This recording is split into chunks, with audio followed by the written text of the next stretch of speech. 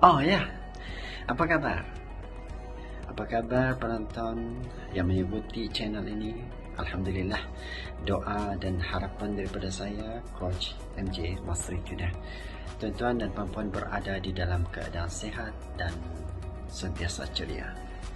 Ya, hari ini saya kembali lagi. Di sini ada beberapa buah buku yang saya rasa sangat sesuai untuk kita, untuk saya lontarkan idea hasil pembacaan yang sangat berguna untuk kita kongsikan bersama pada kali ini. Saya pilih buku Brian Stacy, A Focal Point.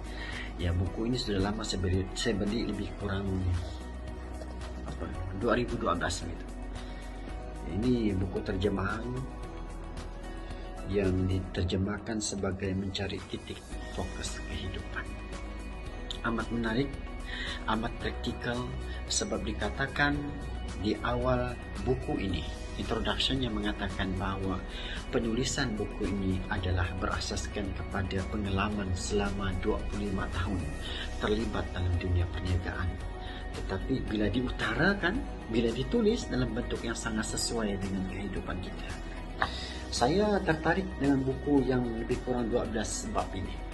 Di awal ceritanya, di awal muka surat pertamanya lagi, dia sudah mengutarakan suatu cerita metafora yang sangat berkesan kepada kita, yang sangat sesuai kepada kita, yang selalu kita lalaikan, yaitu tentang huruf X atau huruf pangkah gitu. Bagaimana ceritanya? Okey. Dikatakan pada suatu ketika dahulu, sebuah company pembekal tenaga loji nuklear telah menghadapi masalah yang menyebabkan operasinya terganggu kerana salah satu daripada injapnya tergendala, yang menyebabkan sumber tenaga yang dihasilkan terganggu dan menyebabkan company yang memerlukan tenaga daripada loji berkenaan pun terganggu juga. Lalu pengurus pun mengutarakan, membuat mesyuarat, berbincang agar gangguan itu dapat diselesaikan. Tetapi kaki tangannya, juruteranya, juru tekniknya, seminggu tak dapat selesaikan masalah. Lalu beliau pun mengambil inisiatif untuk melantik seorang konsultan. Dilantiklah konsultan, dan selama 2 hari konsultan berada di company berkenaan.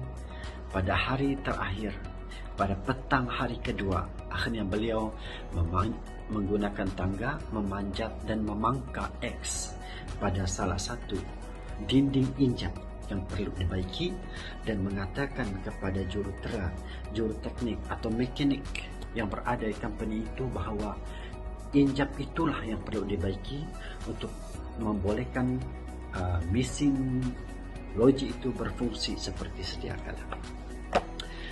Benar apa yang beliau katakan.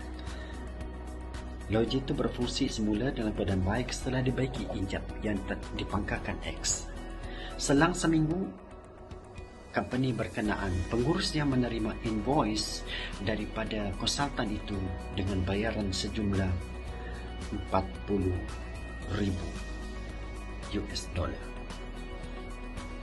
Pengurus terkejut. Dia tak puas hati. Dia rasa selama 2 hari konsultan berkenaan berada di loji itu hanya berdiri dan memangka X, harganya $40,000. Jadi dia pun membalas emailnya. Dia kata, terima kasih kerana bakti Tuan selama ini membolehkan kami beroperasi semula, tetapi sila perincikan jumlah yang perlu kami bayar sebanyak $40,000 itu. Selang beberapa hari, pengurus berkenaan pun menerima email balasan dari konsultan dan mengatakan, dia menulis itu, perincikan jumlah $40,000 itu. Apa yang berperincikan?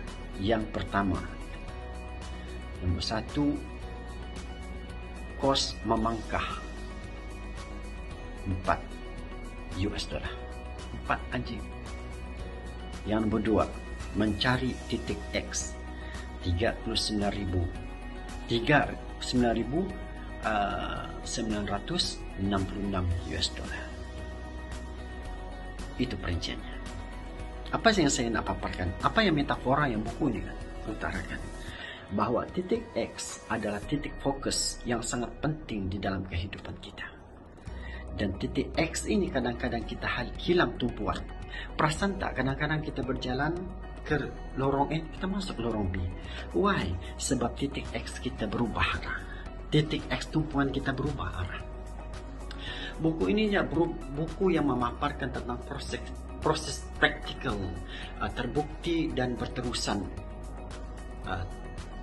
Berterusan maksudnya dia sudah terbukti telah dapat dilaksanakan dan berkesan dapat diaplikasikan dalam segenap kehidupan untuk kita mencapai hasil yang lebih baik. Juga dalam buku ini dia menjawab persoalan bagaimanakah untuk kita dapat bagaimana kita untuk dapat kuasai masa dan kehidupan kita dengan lebih baik. Bagaimana untuk kita capai kejayaan yang maksimum dan seimbang dalam kehidupan kita. Dan buku ini juga memaparkan beberapa idea yang boleh dilakukan kerana ia berdasarkan pengalaman yang praktikal. Dan ia juga adalah sintesis idea dan strategi dalam pengurusan pribadi yang pernah disatukan dalam satu plan yang mudah digunakan. Bagaimana untuk kita tetapkan matlamat yang jelas, bagaimana nak fokus kepada titik X, kepada satu perkara yang penting yang kita fokuskan, yang kita mau jadikan, yang amat menarik dan amat perlu untuk kita ikuti, contohi dan modalkan kecemerlangannya. Dan saya pun amat tertarik apabila di dalam buku ini dia utarakan andaian. Dia kata 7 andaian yang boleh kita lakukan sebagai panduan untuk mencapai kejayaan. Cuma saya paparkan 2-3 andaian saja. Yang pertama, dia kata kehidupan tambah baik apabila diri kita ni jadi baik. Kalau diri kita itu saja, hal 7 yang kita lakukan, it's nothing, itu saja. Kemudian dia kata asal usul diri kita ni tak penting. Yang penting adalah hal 7 kita, kemana kita nak pergi. Kemudian dia utarakan juga hanya pemikiran kita yang dapat membatasi keupayaan kita melaksanakan atau mencapai cita-cita. Apalagi tuan-tuan, yang keempat, dia kata kita ni berupaya mempelajari apa jua demi mencapai sebarang matlamat yang kita sasarkan untuk diri kita. Sebab kita adalah apa yang kita fikirkan.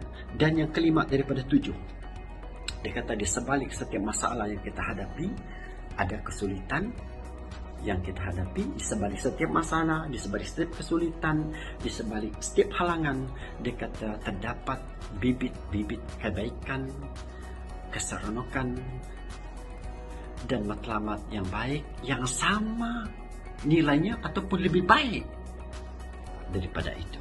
Alangkah indahnya dapat mengatasi kesulitan untuk mencapai kejayaan. Ya, dah tahu lebih lanjut? Sila baca buku ini atau nanti lepas tengok video ni cari video ulasan yang saya cuba ajukan untuk kita kongsi bersama. Jadi, apa lagi bosku? Fikir-fikir bosku, dari kau saya beritahu.